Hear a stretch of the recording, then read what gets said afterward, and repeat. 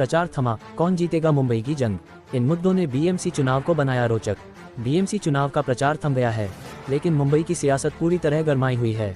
सबसे अमीर नगर निगम की सत्ता के लिए महायुति और ठाकरे ब्रदर्स आमने सामने हैं। मराठी अस्मिता, पहचान की राजनीति और शिवसेना की विरासत जैसे मुद्दों ने इस चुनाव को बेहद अहम और हाईस्टेक बना दिया है। बृहन्मुंबई नगर निगम बीएमसी चुनाव के लिए प्रचार मंगलवार शाम 5 बजे थम गया। अब 15 जनवरी 2026 को मतदाता वोटिंग करने के लिए निकलेंगे, जहां महायुति और दोबारा साथ आए ठाकरे ब्रदर्स के बीच कड़ा मुकाबला देखने को मिलेगा। इस चुनाव पर देश भर की नज़र इसलिए भी रहती है क्योंकि बीएमसी सबसे अमीर नगर निगम है। इसका बजट कई छोटे राज्यों के बजट से भी बड़ा होता है। इस बार के बीएमसी चुनाव के प्रचार में कई ऐसे मुद्दे रहे जिन पर जमकर राजनीति हुई।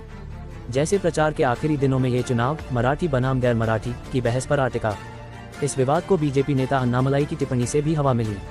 उन्होंने कहा था कि मुंबई केवल महाराष्ट्र का शहर नहीं बल्कि एक वैश्विक शहर है, लेकिन फिर भी इसकी हालत खराब है। इस पर एमएनएस प्रमुख राज ठाकरे भड़क गए। उन्होंने अन्नामलाई को रसमलाई कहा।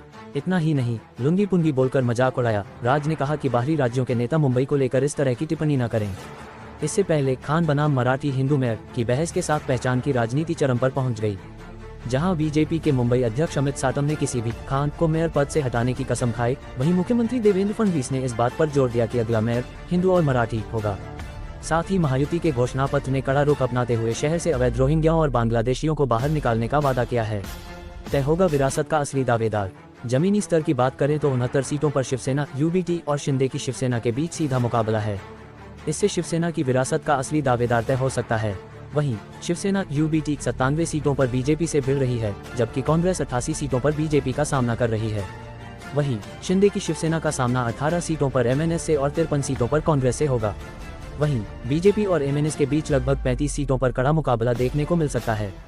बता दें कि महिलाओं को लुभाने के लिए ठाकरे बंधुओं ने अपने घोषणा पत्र में बेस्ट बस किरायों में 50% की छूट और छोटे व्यवसायों के लिए बिना ब्याज के 5 लाख रुपए के ऋण का वादा किया है।